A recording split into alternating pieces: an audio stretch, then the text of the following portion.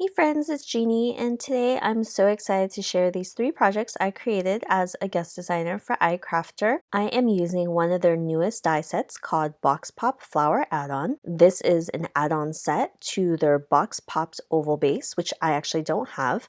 But this has 10 dies which cut out a bunch of different intricate floral images. Even if you don't have the oval base, the add-on die set is perfect for creating a bunch of different cards, and I wanted to share with you 3 different designs that you can create using the die cuts. For my first design, I wanted to create an easy watercolor background. So I am using a drop from the 2 Re-Inkers from Ink on 3 in the colors Trinity Teal and Goddess Green. I taped down a piece of Canson XL watercolor paper to a hard surface and wet the entire card panel with a big brush. And my idea was just to add color more boldly on the edges and achieve a lighter color in the middle. So I've been playing with watercolors a bit more lately, and I'm definitely no expert. As you can tell here, I am literally just dropping in color, moving it around with my big brush, and hoping for the best. I do go in with a couple of layers where I will heat set it and then go in with more and more color, but it ends up being very light anyway, and I think that that's because I just kept adding more water and playing with it. So I think one of my faults with watercolors is that I just don't know when to stop. I do end up at a happy place with this particular card panel, and any like harsh lines or any imperfections will be covered up by the die cuts that I use for this card anyway.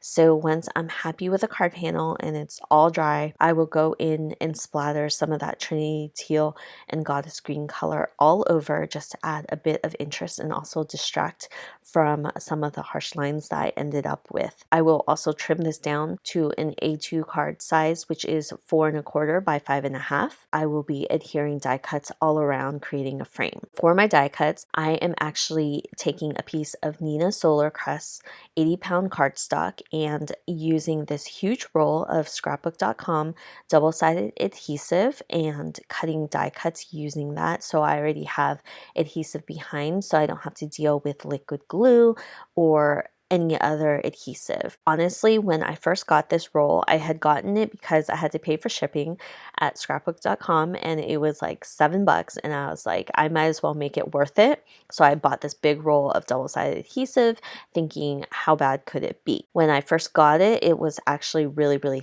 thick, and I didn't like it because when I cut out dies, it wouldn't cut through the backing, and that's super frustrating for me.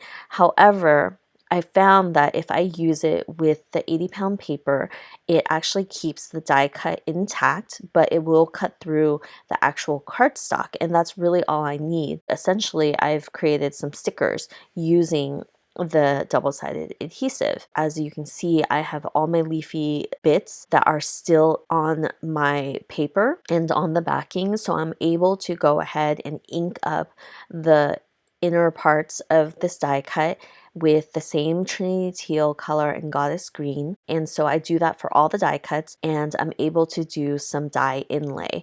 And I thought that this ended up being really cool because it just brought the entire card together and the frame itself together. And if I cut this out with cardstock and I have loose bits and pieces, it's so much more frustrating because you have to figure out which parts belong to what part, and because the adhesive is quite thick and the backing is thick, and because it stays in place, this made it really easy. So I'm actually very glad that I had bought this roll, and it's growing on me and it's becoming a go-to for my intricate dies. So I trimmed down my card panel down even a little bit more to 4 inches by 5 1/4, and I matted it on black cardstock, and I used the Hello from the Hello Flower die set. That is it for the first card.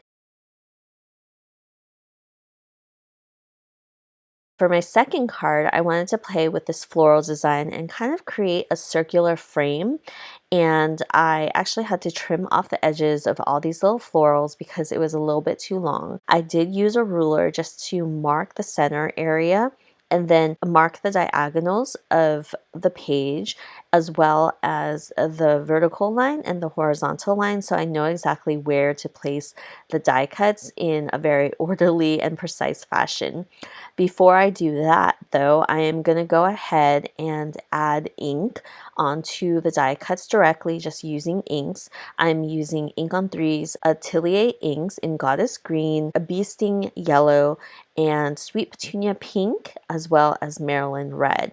So for these die cuts, I had actually just been die cutting just to see how the shapes looked, and I didn't have adhesive on these, so I will actually use liquid glue to add them to my card panel. For the sentiment, I am using the Happy Birthday from the Happy Birthday Wiper insert, and I thought it would be fun to kind of mimic the colors of the flowers by adding yellow on the top of the letter and then the Sweet Petunia pink at the bottom. I used a piece of post-it tape just to mask off the letters so I can add the ink without getting it everywhere. So you can see for the bottom of the letters, it will be the pink color, and then for the very top, it will be yellow. And I thought that this would tie the cards together. I am just adding liquid glue to all these die cuts and adding it to the card in that floral frame, and I thought that this was so fun. So originally I had a smaller circle to be in the middle of this particular card so the sentiment would stand out, but this one was a little bit too small, and I realized that once I put the sentiment on top. I'm actually going to go with a bigger circle just because I want that sentiment to really pop and have a lot of brown peeking through. So once I did that, I popped it up on foam tape, and I'm adding the sentiment directly onto that brown circle, and this card will be done too. And I thought this one was really fun and soft because of that craft cardstock. It wasn't super bold or anything.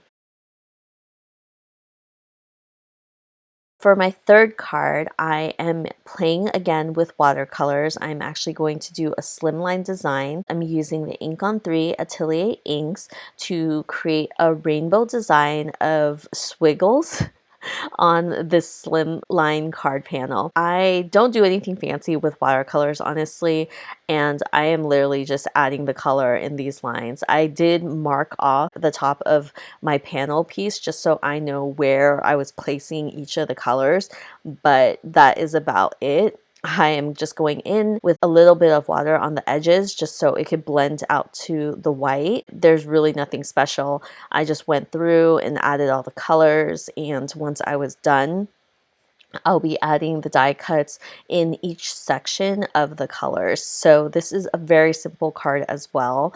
And I thought that all three of these designs are really quick and easy to create a ton of cards if you are just in the mood to do some die cutting and gluing and putting together a card. Once I was happy with my card panel, I went ahead and die cut, I think 8 of these floral designs, and they look like little tulips. They're really cute. So I kind of staggered them, and I think that just gives it a little bit more interest, and I'll trim off any of the excess on that card panel. For the hello, I am using the hello from the Flip Card Dash Circle set, which is a smaller hello. It's very similar to the large hello that I used in my first card. For this sentiment, I'm using Pear Blossom Press's Essential Pens. This one is in the gold, and I am so obsessed with this pen. I have used it for my planner just to do some accents, and I thought this was perfect for the sentiment, and it turned out so pretty. The ink flows freely, and it was really easy to color up that hello sentiment. I just love how this last card turned out. These are the 3 cards that I ended up creating using this die set. And keep in mind, I only used 3 of the many dies in this set, so the possibilities are endless. But I hope you enjoyed this video and got some good ideas. I will see you guys next time. Bye!